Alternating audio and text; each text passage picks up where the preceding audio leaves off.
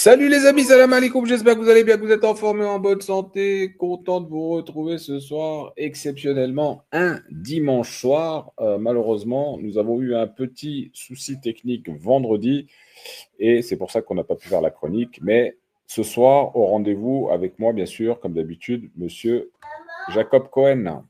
Bonsoir, bonsoir à tous. Voilà, bon, désolé pour le petit décalage, mais c'est toujours un plaisir de se retrouver. Très bien, alors merci les amis. Avant de commencer, Monsieur Cohen, je vais quand même informer nos abonnés qui ont l'habitude de nous suivre sur diverses plateformes. Exceptionnellement, ce soir, en tout cas jusqu'à nouvel ordre, ça sera diffusé sur TikTok, sur Twitter en Space et sur la chaîne YouTube Altitude. Les autres plateformes, malheureusement, c'est pas possible actuellement. Nous sommes arrivés en fin d'abonnement annuel avec la plateforme StreamYard qui permet de diffuser en multi-réseau. Et du coup, il va falloir renouveler l'abonnement pour pouvoir rediffuser sur toutes les chaînes. Voilà. Monsieur Cohen, je vais vous donner la parole. On va commencer donc sur le sujet des réfugiés juifs arabes. Oui, voilà, bon, euh, il faut d'abord, j'aimerais juste introduire le sujet par le fait suivant. Il faut tirer le chapeau aux sionistes, ils savent travailler. Ce sont, vous savez, les Québécois, ils disent des maudits. Ils utilisent cette expression pour les Français. Ils disent les maudits français, mais ils disent les maudits. Donc, ils savent travailler, ils n'hésitent devant rien, la falsification de l'histoire, etc. Donc, dès les années peut-être 70-80, euh, le régime sioniste a développé la théorie suivante. Voilà. D'ailleurs, même depuis les années 60, en fait, il disait, voilà, il y a 700 000 réfugiés palestiniens, mais il y a le même nombre de réfugiés juifs des pays arabes. Et donc, on est à égalité. Match nul, donc on efface. Voilà. Et bon, évidemment, ce n'est pas la même chose. Pourquoi? Parce que les réfugiés palestiniens ont été chassés manu militari avec des assassinats, ils n'ont rien emporté. Enfin, c'était vraiment un drame. Enfin, des villages détruits, etc. Bon, alors que les Juifs qui sont partis, par exemple, du Maroc, je peux témoigner, hein, ils ont tous vendu leurs biens, ils sont partis de leur plein gré, certes influencés par le Mossad, mais ils sont partis de leur plein gré. Et la moitié des Juifs marocains ne sont pas partis en Israël, ils sont partis au Canada, en France, etc. Et donc, personne ne les a poussés dehors. Idem pour les Juifs d'Irak, du Yémen, d'Égypte. Ils sont même, le Mossad a même fait des attentats, on le sait. Enfin, vous savez, il y a eu un procès au Caire. Il y a des Juifs sous l'instigation du Mossad qui avaient posé une bombe dans un cinéma pour faire partir les Juifs, pour créer cette espèce de crainte et pour faire partir les Juifs. Bon. Et en Irak, il y a eu des attentats, au Maroc aussi probablement, enfin bon. Mais une fois ces Juifs sont partis des pays arabes, pratiquement il ne reste plus rien. Même au Maroc, la présence juive est symbolique. Il ne reste même pas 1%, même pas un demi, il reste un demi% des Juifs qui étaient là avant. Et donc, donc je vous ai dit qu'ils avaient fait cette espèce de parallélisme entre les réfugiés palestiniens et les réfugiés juifs. Et ils ne sont pas contentés de ça. Ils ont réussi à créer la journée des réfugiés juifs pour le 30 novembre. Voilà. Le 30 novembre, chaque année, comme il y a, par exemple, la journée de la Shoah. Je ne sais plus, je crois que c'était en janvier ou en février. Enfin bon. Et donc, ils veulent que l'ONU enregistre cette date, que le 30 novembre soit la journée des réfugiés juifs des pays arabes. C'est-à-dire comme créer l'illusion que les juifs arabes, que les Juifs des pays arabes ont été chassés et leurs biens confisqués, ce qui est faux. Je vous l'ai dit. Enfin, moi, je vous parle, j'ai vu mes parents partir, mes oncles, mes tantes, ils ont emmené même leurs meubles, même la télévision, ils l'ont prise. Donc, enfin, je veux dire, vraiment, ils ont tout pris. Le salon, tout. Voilà. Ils ont vendu la maison, enfin, ils ont vendu le magasin ou la maison. Et donc, et non seulement ça, mais je ne sais pas si vous connaissez un type qui s'appelle Bensoussan. Je crois qu'il s'appelle Maurice Bensoussan, mais je ne suis pas sûr du prénom. Il passe souvent dans les médias juifs et il passe souvent dans les. C'est un prof d'histoire d'université qui est d'origine marocaine. Et il a été directeur, ou en tout cas, il avait des responsabilités dans le musée de la Shoah. Et lui, c'est un spécialiste de, comment dire, des réfugiés juifs des pays arabes, notamment du Maroc. Et c'est lui qui a créé cette formule, qui a inventé cette formule, comme quoi les Arabes, enfin les Maghrébins, ils têtent l'antisémitisme dans le sein de leur mère.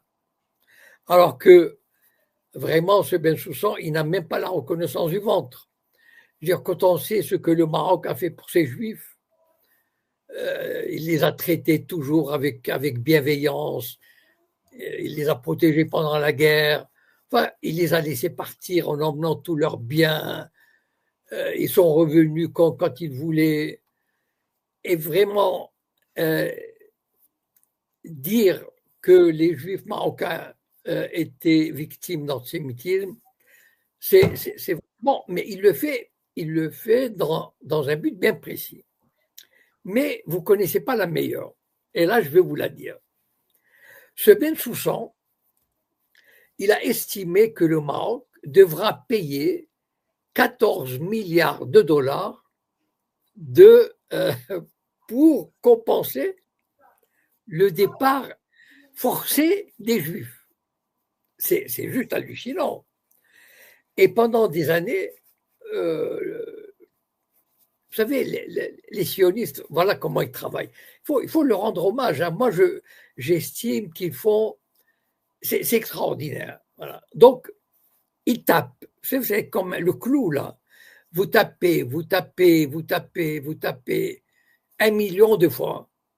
Eh bien, il finit par obtenir des résultats.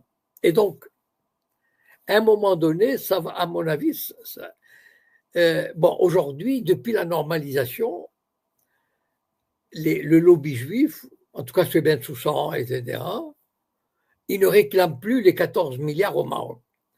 Entre parenthèses, Israël réclame 150 milliards à tous les pays arabes. Mais ça ne fait rien, ça paraît absurde. Mais vous savez, à un moment donné, ça va payer. C'est moi qui vous le dis. Hein. Vous savez, c'est. Pourquoi?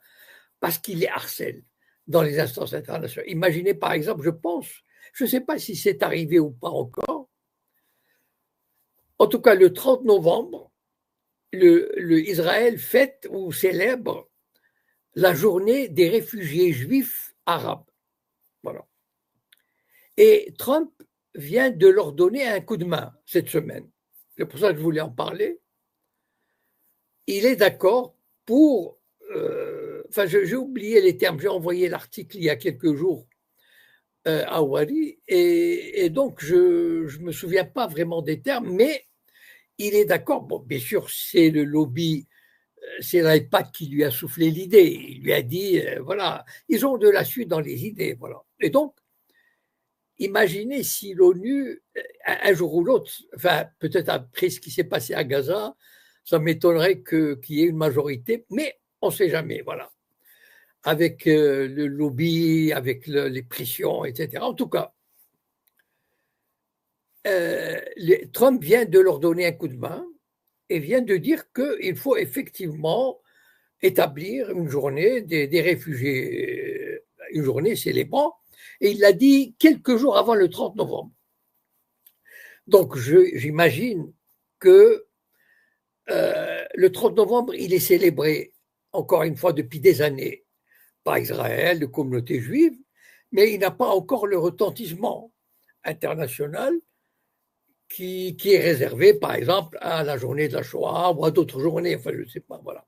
Mais ils sont patients, les sionistes sont patients, ils sont têtus, et ils vont chaque année jusqu'à ce que l'ONU accepte, ou en tout cas, peut-être pas l'ONU au début, mais l'Union européenne, etc.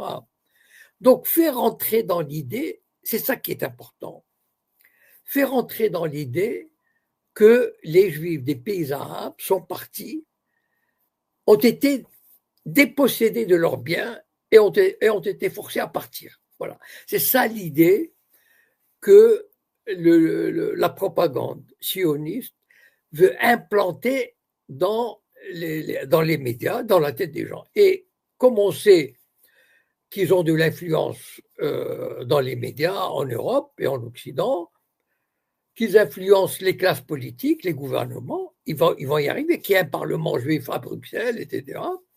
Petit à petit, ils vont y arriver, voilà. Mais ils sont patients. Et contrairement à la vérité historique, et moi ce que je regrette, c'est qu'il n'y a pas de l'autre côté, mais ça on le sait, enfin je veux dire, le camp arabe, il est nul. Enfin voilà, il faut le dire. Hein.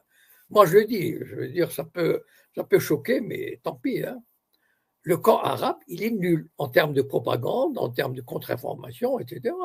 Je veux dire, ça fait des années, moi j'en ai parlé déjà, mais ça fait des années qu'il y a cette idée des réfugiés juifs des pays arabes. Pourquoi on ne fait pas des documentaires, ne serait-ce que sur le Maroc? Enfin, ils peuvent avoir des centaines de témoignages de juifs qui sont partis en emmenant leurs meubles, en vendant leurs maisons, etc. Et détruire à la racine. Voilà, le drame, c'est que les Arabes vont réagir lorsque ça sera trop tard. C'est-à-dire lorsque les pays européens vont adopter le 30 novembre comme la journée des réfugiés juifs des pays arabes, éventuellement l'ONU, etc. Et là, à ce moment-là, les pays arabes, et encore quelques-uns vont réagir, mais ça sera trop tard. Voilà. Parce qu'on aura déjà fait tout le travail sur les esprits pour amener les gens à penser qu'effectivement qu'il y a des réfugiés des pays arabes, alors que tous les juifs des pays arabes sont partis parce qu'il y a eu des pressions du Mossad, de l'agent juif, et même des attentats pour créer l'instabilité. Et en Algérie aussi, on a fomenté des attentats à Constantine. Et donc, voilà, c'est très important. Voilà, l'actualité, elle est ce qu'elle est. Voilà. Bon, ben, s'il y a des questions. Alors, Monsieur Cohen, il faut savoir que cette journée, elle est déjà inscrite, je crois, en Israël depuis 2014. Hein. Voilà, bon, d'accord, oui, voilà. Et en fait, bon, là, c'est encore pas le cas. C'est une loi qui est proposée. Elle n'est encore pas passée, mais il est fort possible qu'elle soit acceptée. Donc, c'est encore une fois la preuve que ce lobby judéo-sioniste a beaucoup d'influence aux États-Unis. Non, c'est pas qu'il a beaucoup d'influence, il sait travailler. Alors, je suis désolé, si les Arabes se mettaient à travailler comme les sionistes, mais ils imposeraient un narratif différent. Enfin, quand même, il y a des, je sais pas, il y a 200 millions d'Arabes quand même. Ils ont des milliards. Ils ont vous savez, ils ont des metteurs en scène. Ils ont des documentalistes, des documentaristes. Ils peuvent, voilà, ils peuvent s'organiser pour contrer cette propagande. Donc, c'est ça qui est dramatique. C'est que bien sûr, le lobby judéo-sioniste a de l'influence. Mais pourquoi il a de l'influence? Encore une fois, pourquoi il a de l'influence? C'est pas tombé du ciel. Il sait travailler. Voilà. Il sait travailler. Il a trouvé des gens, il a trouvé des Sayanim qui sont prêts. Pourquoi les Maghrébins, les Arabes ne feraient pas pareil? Pourquoi ils n'auraient pas des agents d'influence qui accepteraient de travailler? Donc, c'est une question de travail, d'intelligence, d'acharnement. Euh, voilà, et ça, c'est là vraiment, il y a un fait historique incontestable. On va finir par imposer un narratif contraire à l'histoire des Juifs des pays arabes. Et ça, c'est extraordinaire quand même.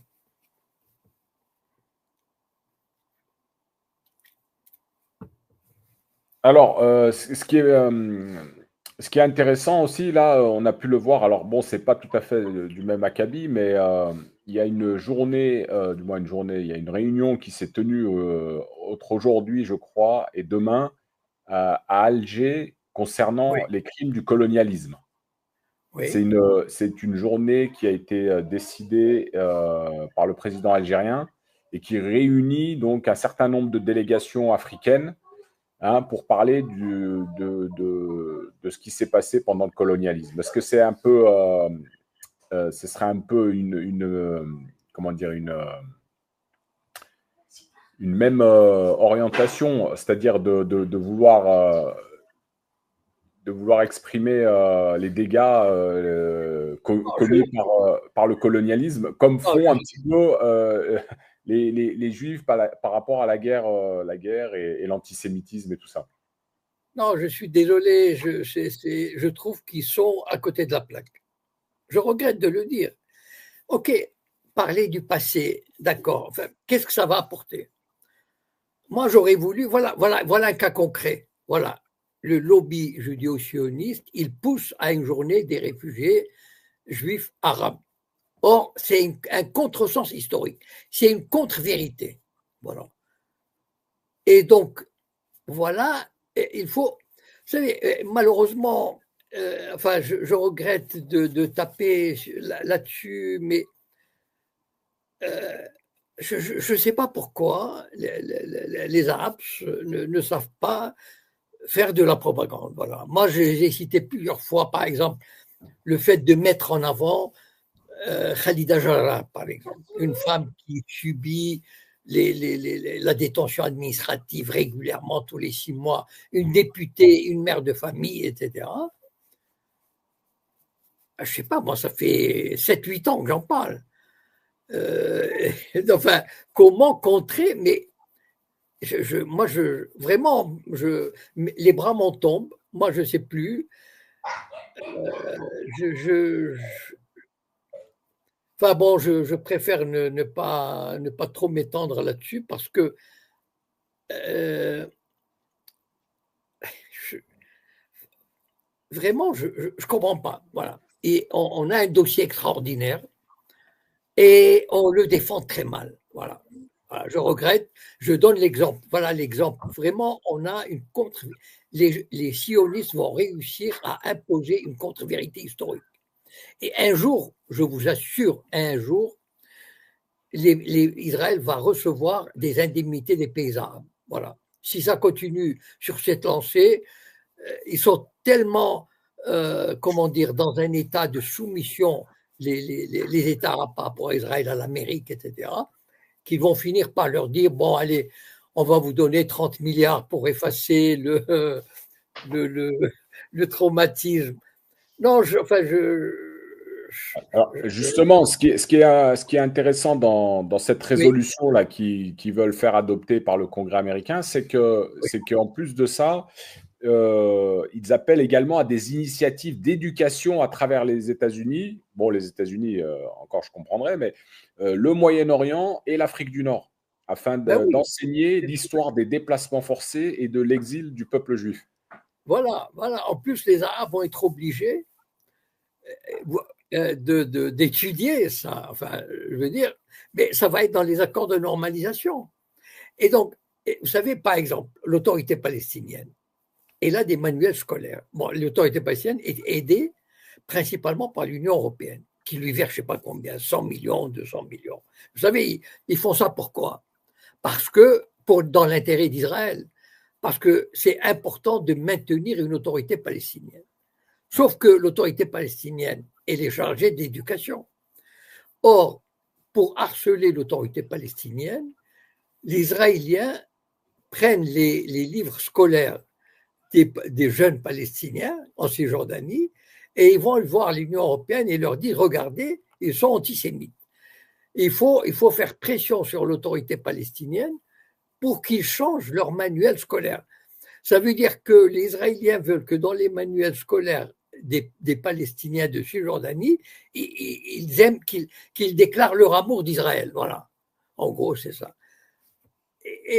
Enfin, combien de fois j'ai dit, enfin bon, c'est terrible de parler comme, enfin bon, de parler presque dans le désert. Enfin bon, voilà les sionistes comment ils travaillent. Voilà, et ils travaillent efficacement et ils ont avec une volonté inébranlable de faire. Voilà, et ils y arrivent. Voilà, et malheureusement, cette journée du 30 novembre, elle va devenir un jour ou l'autre. Et même les pays arabes qui ont normalisé, ils se disent, ils sont dans une position de faiblesse idéologique, etc., politique. Alors ils se disent, bon, allez, on va faire plaisir à Israël, oui, ils ont souffert, etc.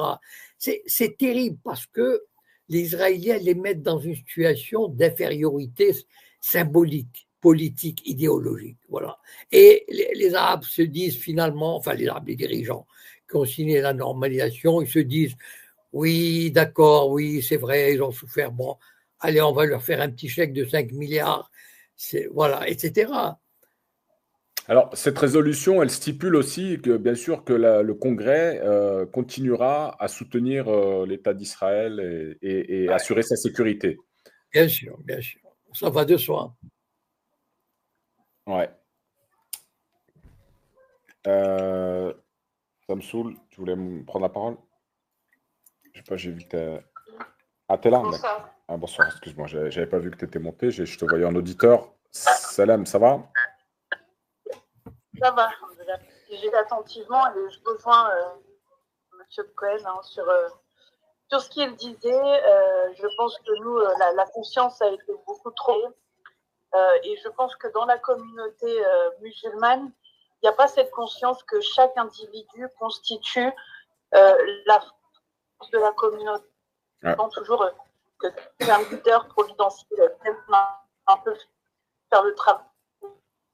Ah, attends, Alors que attends, excuse-moi, ça me saoule, excuse-moi, je suis désolé, excuse-moi, je suis désolé, mais on t'entend pas très bien, tu as un réseau qui est pas exceptionnel. Monsieur Cohen, t'as pas bien entendu, si jamais tu peux reprendre. À moins, si vous avez entendu, vous pouvez me répéter la question, hein, je sais pas. Ah, c'était mitigé. D'accord. Est-ce que c'est mieux comme ça? Là, c'est un peu mieux. Vas-y, on t'écoute.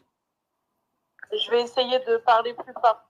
Je disais que je rejoignais M. Cohen sur son analyse et que effectivement dans la communauté musulmane, pas que au sein des gouverneurs, hein, je parle vraiment de toute la population, la conscience a été très profondément annihilée. Et dans la communauté musulmane, il n'y a pas cette conscience que chaque individu représente, façonne la communauté et donc la force économique ou politique ou peu importe. Alors que chez les sionistes, c'est vrai que ça, ils ont une conscience de cette force-là à travers le monde et c'est certainement pour ça qu'ils arrivent à avoir beaucoup plus d'influence que nous. Et là-dessus, c'est dramatique. Et moi, je rejoins M. Cohen qui disait que les pays arabes vont certainement verser des dommages à Israël. Et quand bien même, et le jour viendra que la mosquée d'Al-Aqsa sera attaquée, je pense pas que le monde musulman va vraiment, voilà, ils vont certainement, comment dire, être outrés, etc., mais ils vont pas bouger. Et le pire reste à venir. Et d'ailleurs, en France, on a ce problème de conscience. On a encore Israël qui a demandé à la DGSE de ficher les musulmans de France. On a Israël de CRIF qui est devenu le tiers de confiance ou d'honneur, je ne sais plus, de l'ARCOM. On a, enfin, il y a tellement de choses. Et notre communauté ou même la population ne cesse de râler finalement, mais toujours contre les mauvais auteurs. Il n'y a jamais cette conscience-là. Et j'ai l'impression que, voilà, je pense qu'à titre individuel, ceux qui auront cette conscience seront marginalisés, même dans notre communauté, malheureusement. Oui, bon, vous avez fait un constat que je partage et que je répète régulièrement, que je développe régulièrement, parce que c'est triste, mais c'est la réalité, voilà. Et je ne sais pas quoi faire. C'est-à-dire, enfin, je ne sais pas qu'est-ce qu'il faut dire ou qu'est-ce qu'il faut proposer, mais ce sont des traits ou des caractéristiques ou des, comment dire, des pesanteurs qui sont là et qui caractérisent les communautés musulmanes ou arabes, soit dans les pays arabes, soit ici, et qui empêchent cette prise de conscience, mobilisation. Bien sûr, il y a une prise de conscience, mais de quelques individualités, de quelques associations, de quelques youtubeurs, etc. Mais il n'y a pas une prise de conscience collective et une prise de conscience de la force que peut représenter une collectivité forte de 5 ou 6 millions ou 7 millions d'individus. Voilà. Et ça, malheureusement, enfin, je pense que c'est plutôt, ce sont des caractéristiques d'une population. Voilà.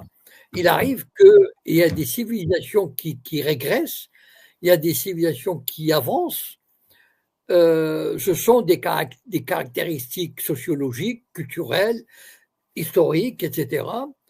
Et d'ailleurs, c'est pas pour rien qu'on voit que le monde arabe n'avance pas vraiment proportionnellement à son potentiel économique, culturel, etc.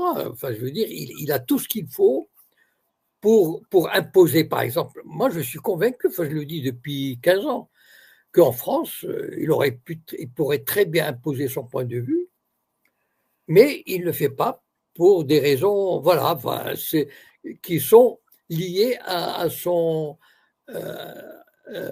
histoire, à sa composition, à une forme de pesanteur, de contradiction. Voilà, on n'arrive pas à avancer, voilà. C'est comme ça, voilà. Ouais. Attends, 2 secondes, Aya, je te donne la parole tout de suite. Je suis avec M. Cohen. Pour ceux qui ont l'habitude, donc M. Cohen est avec nous. Bon, exceptionnellement, ce soir, c'est dimanche. D'habitude, c'est le vendredi. Mais voilà, vous avez la possibilité d'échanger, interagir avec M. Cohen. En général, on est sur l'actualité. Là, aujourd'hui, nous avions le sujet concernant cette journée des réfugiés juifs qui allait être proposée au Congrès américain. Aya, tu voulais prendre la parole ? Oui, merci. En fait, c'était juste pour revenir sur ce que Samsoul a dit, sur l'absence de conscience communautaire des musulmans en France. Enfin, déjà en France, moi, je pense que ça peut être attribué. Enfin, et elle avait aussi fait la comparaison avec peut-être la communauté juive et toutes les organisations sionistes qui sont très présentes sur le territoire français. Mais on peut aussi, enfin, moi, je pense qu'il y a un truc qui est hyper évident, c'est que la plupart en fait des musulmans n'ont pas le droit à tout ce qui est le système d'école confessionnelle ou d'être organisés en fait à la manière d'autres communautés sur le territoire français. Je dirais qu'en fait ça doit se jouer principalement à ce niveau-là en fait parce que moi de mon vécu par exemple quand j'étais à l'école ou quoi les étudiants par exemple de confession juive n'apparaissaient pas n'apparaissait pas avant le lycée, même l'université en fait. Souvent jusque de la maternelle jusque là, ils étaient dans des écoles confessionnelles. Je pense qu'ils devaient suivre un programme et ils devaient forcément développer à ce moment-là en fait leur conscience communautaire. Là où nous, les musulmans, ceux issus de l'immigration post-coloniale, on était plutôt dans le système républicain et on subissait un petit peu un programme qui nous était imposé. Donc, je dirais que la principale différence, elle est là. Après, dans les pays musulmans, il y a aussi tout le système des dirigeants corrompus. Après, ça, c'est en train de changer, mais tout ce système qui s'est mis en place un petit peu après la colonisation avec le général de Gaulle, même si on voit que ça s'essouffle, mais je sais pas, peut-être à ce niveau-là aussi, il faudrait peut-être creuser. Mais pour revenir au problème scolaire, justement, il reflète parfaitement la désorganisation et la faiblesse et la pusillanimité et la lâcheté, la désorganisation, la division des musulmans. Je suis désolé d'utiliser tant de ces noms, mais bon, mais c'est la réalité. Pourquoi ? Vous savez combien de fois j'ai dit ici, s'il y avait une organisation qui chapeautait tous les Maghrébins de France, uniquement sur le problème de l'islam et de la Palestine, une organisation qui aurait 1 million de membres. D'accord? C'est pas sur 5 millions ou 6 millions, on pourrait avoir 1 million, qui paye chacun 20 euros. Ça veut dire un budget de 20 millions d'euros. Avec cette association, si un jour on ouvre un lycée à Vicenne, par exemple, comment dire, le gouvernement le ferme. Cette organisation, on ouvre 4, et on engage 50 avocats, 100 avocats, pour aller défendre partout, à Paris, dans les provinces, à Bruxelles, à la Commission des droits de l'homme européenne, à l'ONU, etc. Voilà. Mais c'est ça. Et là, on aurait eu un réseau scolaire arabo-musulman ou maghrébin ou communautaire. Mais malheureusement, le problème, c'est que pourquoi cette arrogance du gouvernement? Parce qu'il se trouve devant une communauté faible et divisée. Mais s'il y avait une communauté qui lui disait « Ah bon, vous nous fermez un lycée, on en ouvre 4, on en ouvre 10, et on n'a pas besoin de votre argent, on a tout l'argent qu'il faut. » Voilà. Et donc, et on mène un combat judiciaire, un combat sur le plan de l'information, etc. C'est ça qui manque. Voilà. Et donc, le problème scolaire est le reflet de cette division. Il n'est pas la conséquence. C'est le reflet. Voilà. Okay. Je suis d'accord sur ça. Je dirais que c'est vrai qu'il y a une faiblesse et il y a un manque de combativité aussi chez les musulmans. Mais après, on ne peut pas aussi nier qu'il y a eu pas mal de fermetures, par exemple, de tout ce qui est mosquée. Il y a eu la dissolution du CCIF. Il y a quand même un empêchement. Il y a des musulmans et des Algériens depuis les années 40 en France. Tu vois, donc c'est vrai ce que tu dis, mais c'est très récent. C'est un phénomène qui est arrivé ces 15 dernières années, mais auparavant, rien n'a été fait non plus dans ce sens-là. Donc, il y a eu effectivement un manque, mais moi, je l'attrais plutôt à un problème toujours de conscience parce qu'on va prioriser les combats contre l'antiracisme, etc., alors que le combat pour la scolarité, pour l'éducation, etc., ça passe à l'as. On n'a pas de conscience là-dessus, malheureusement. Très bien.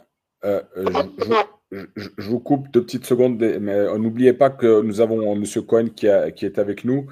Monsieur Cohen, alors on en a déjà assez parlé assez souvent, hein, vous n'avez pas arrêté de rabâcher, mais comment expliquez-vous justement qu'au niveau des dirigeants, puisque déjà au niveau des dirigeants c'est compliqué, hein, on a des dirigeants, on peut dire corrompus, mais aussi qui ont cette crainte, ils ont aussi cette crainte justement de subir ce qu'ont pu subir d'autres dirigeants par le passé, hein. On a connu Saddam Hussein, le colonel Kadhafi, Bachar el-Assad récemment.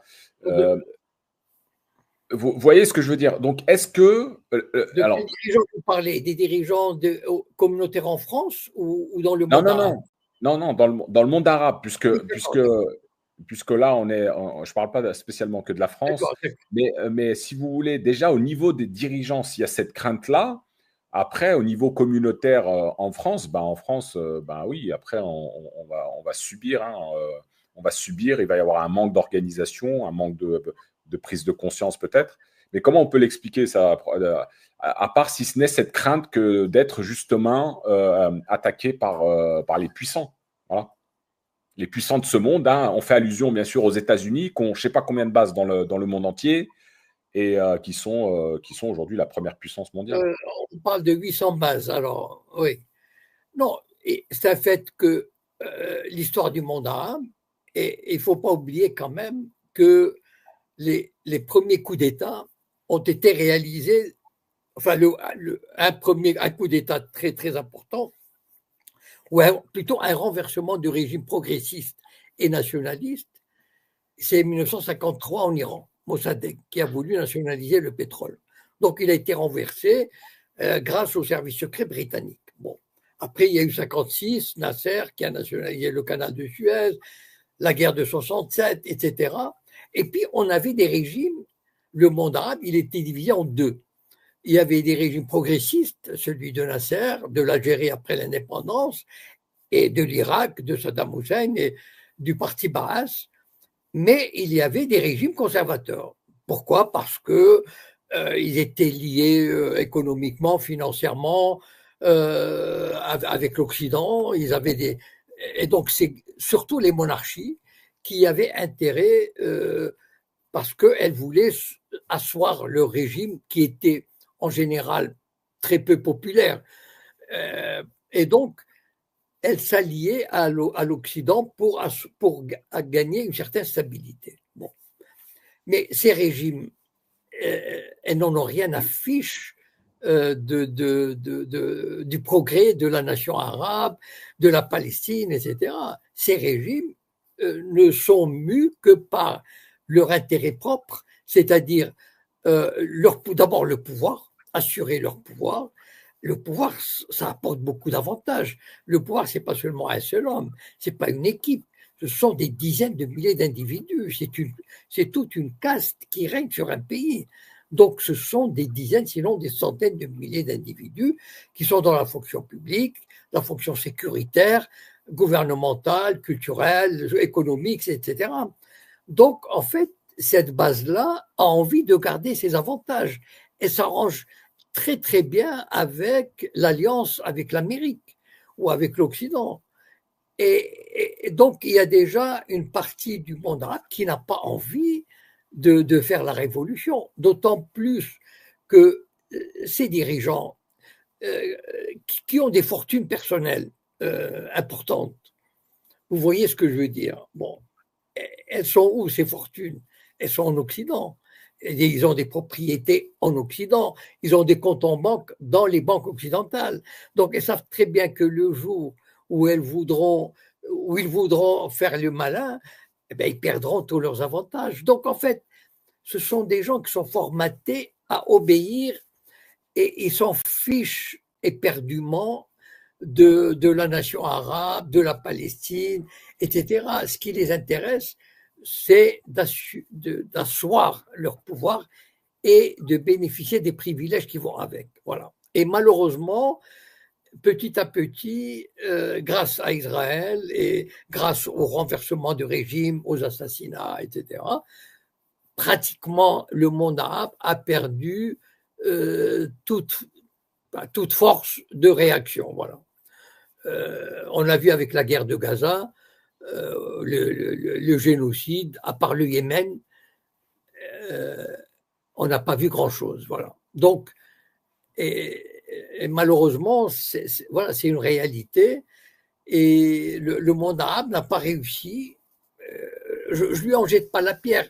Sur ce plan-là, je peux très bien comprendre que la partie était vraiment inégale. Voilà. C'est-à-dire que le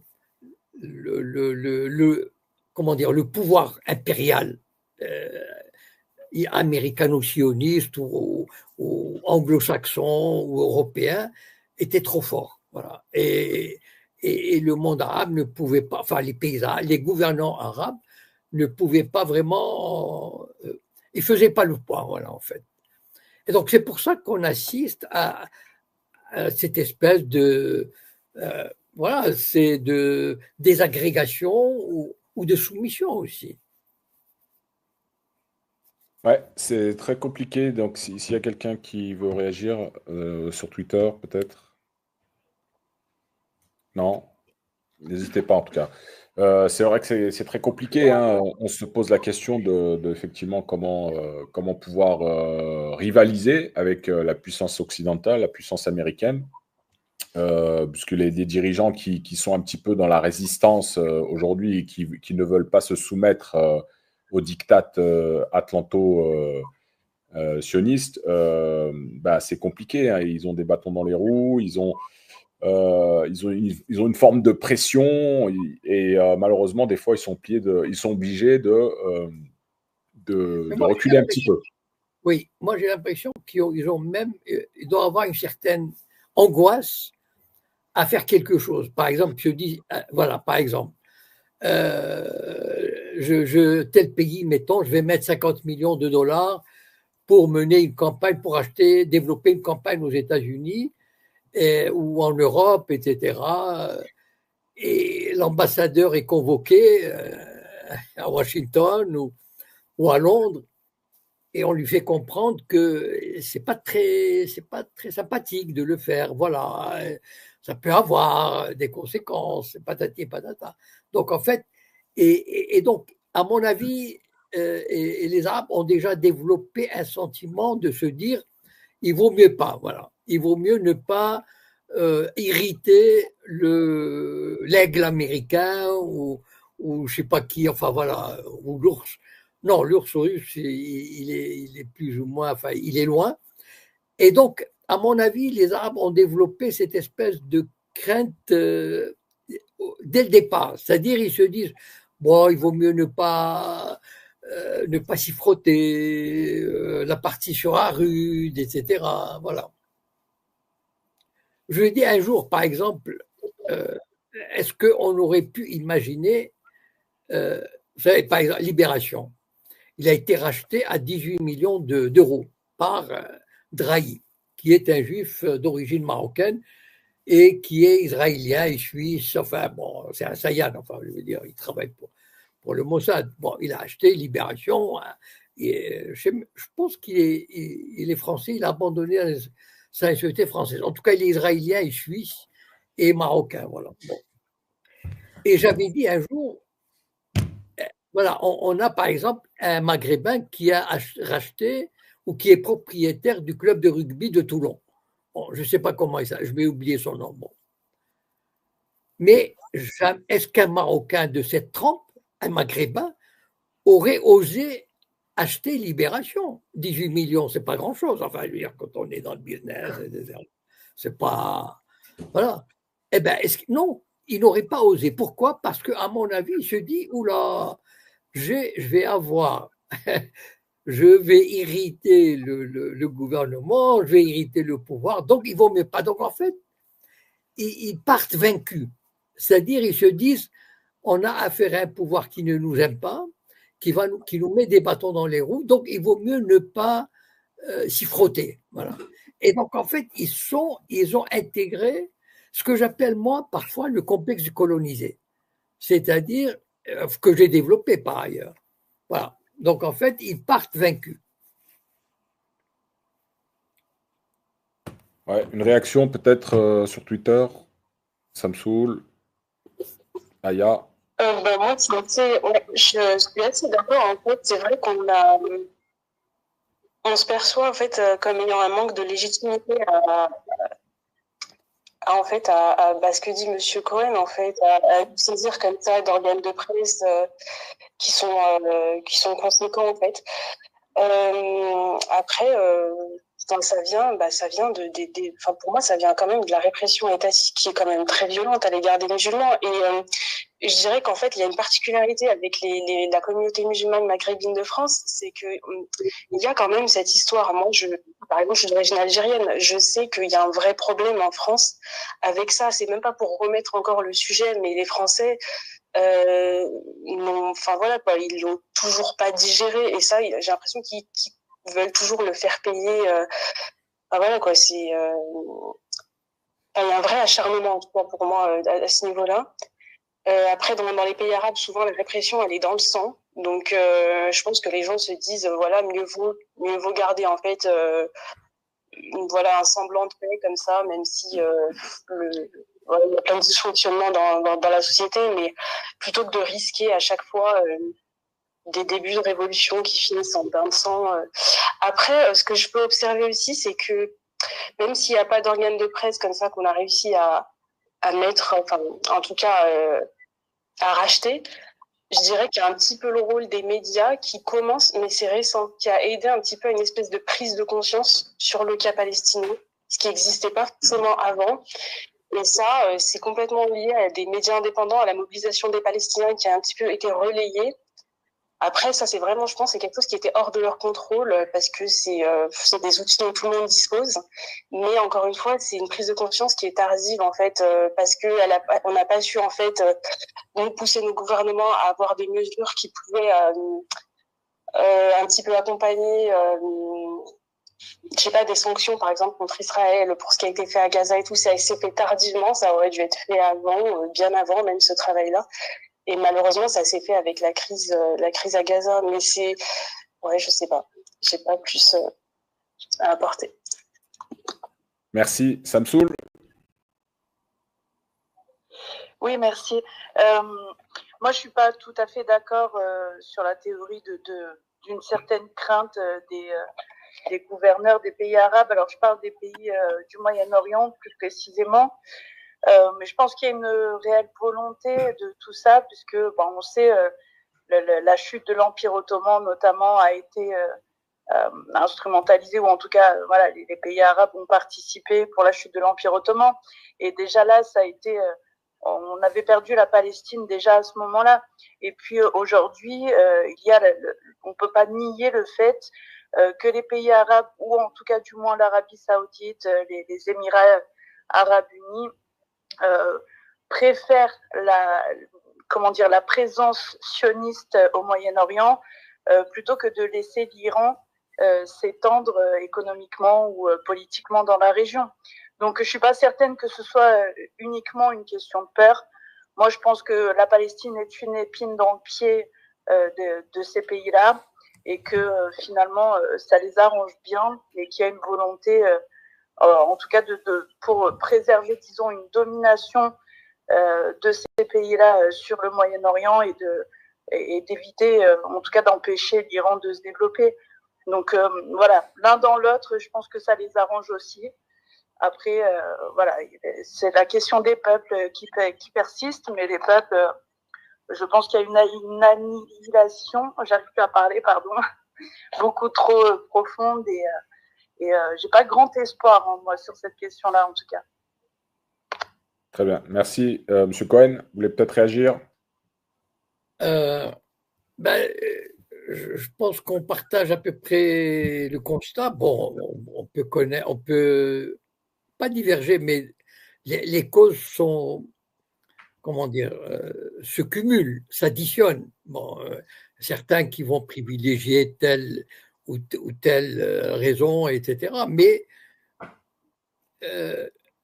moi, ce qui me gêne enfin, ce qui me trouble, ce qui me désespère un peu, c'est que, vous savez, c'est pas un problème nouveau, ça. On vient pas de découvrir. Moi, par exemple, j'en parle depuis 15 ans, depuis que les réseaux sociaux existent. Mais il y a plein de gens enfin, je veux dire, même avant dès les années 50, 60, etc., qui en parlent. Donc, c'est un problème récurrent, comme on dit, c'est-à-dire qui est là depuis longtemps, qui revient. Donc, on ne le découvre pas. Le fait qu'il y ait cette journée des réfugiés des Juifs arabes nous a fait reparler de ce problème. Mais en fait, c'est un problème qui date de l'indépendance des pays arabes, je veux dire des années 50 et 60, et des régimes enfin, qui se disaient ou qui voulaient introduire des révolutions, etc., économiques, sociales, enfin quand même, écoutez Nasser quand il parle du voile, par exemple. Donc, il voulait vraiment une révolution laïque, démocratique, etc. Donc, c'est pas rien. Et donc, comment dire, c'est une question à laquelle le monde arabe n'a pas réussi à trouver de réponse. Voilà. C'est-à-dire, ce sont des problèmes qui existent depuis les années 50 et 60. Et que beaucoup d'auteurs ont traité, beaucoup d'hommes politiques ont traité, des journalistes ont traité, et puis, bon, apparemment, on n'a pas beaucoup avancé, voilà. On retombe toujours dans les mêmes, différemment, bien sûr, parce que, bon, les choses ont évolué, etc., ou ont changé les conditions. Mais le problème, il est là, c'est-à-dire il est là depuis. Et donc, c'est ça que je disais tout à l'heure, est-ce qu'il ne faut pas se poser des questions sur les caractéristiques de la nation arabe, c'est-à-dire sociologiques, philosophiques, culturelles, politiques, etc. Voilà, c'est-à-dire comment on aborde l'état d'esprit, l'organisation. Voilà. s'il y a une question, je vais bien prendre une dernière, parce que comme je vous l'ai dit, je suis un petit peu. S'il y a une dernière question, sinon. Alors, C'est une question. ouais, sur X, est-ce que quelqu'un veut poser une dernière question? Oui, non, non. Non, c'est bon pour moi en tout cas. Merci beaucoup, Monsieur Cohen. Ouais, merci. Non, c'est bon, merci. Très bien, merci à vous. Alors, il y avait une dernière question, Monsieur Cohen, sur le chat ici. Alors, c'était par rapport à ce qui avait été dit tout à l'heure. S'acharner sur le passé trouble n'évite-t-il pas de voir la lumière du présent dilaté de notre existence? Répétez-la, s'il vous plaît. Je vais vous l'afficher, elle est là, Monsieur Cohen. D'accord.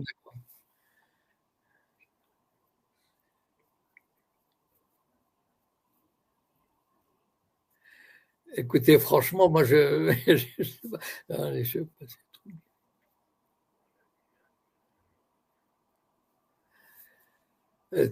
J'ai beau troubler, enfin, j'ai beau triturer la. Donc, apparemment, si je comprends, enfin, je sais pas, ça veut dire aujourd'hui, c'est plutôt bien, on est bien. Pourquoi parler de problèmes du passé alors qu'on vit bien, enfin, qu'on est dans la lumière? Enfin, est-ce que j'ai compris la phrase ou pas non, enfin, je sais pas.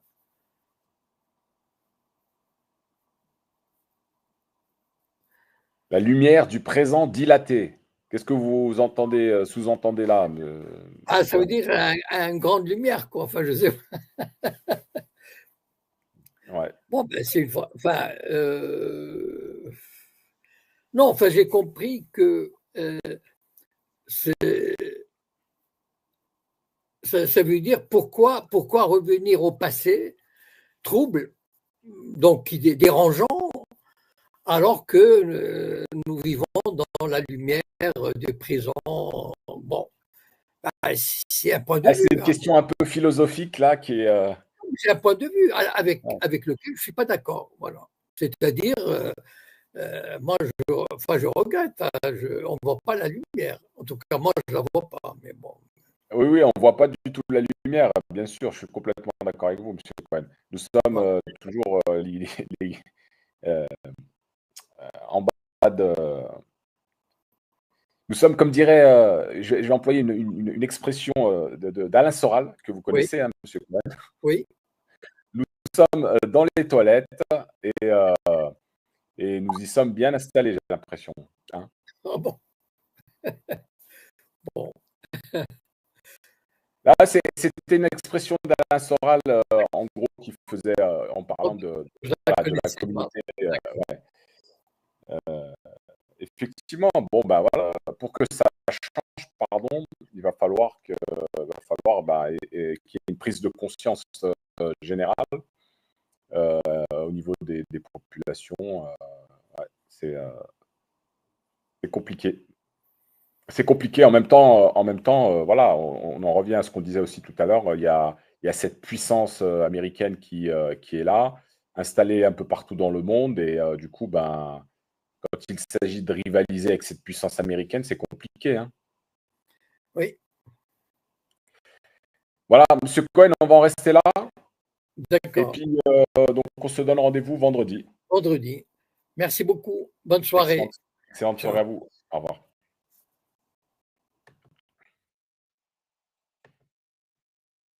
Voilà les amis, donc c'était une émission exceptionnelle qui était prévue normalement vendredi, comme chaque vendredi. Malheureusement, vendredi, un petit souci technique et nous l'avons fait ce soir. On se donne rendez-vous vendredi prochain pour la chronique hebdo avec bien sûr Jacob Cohen et on décryptera un petit peu l'actualité de la semaine.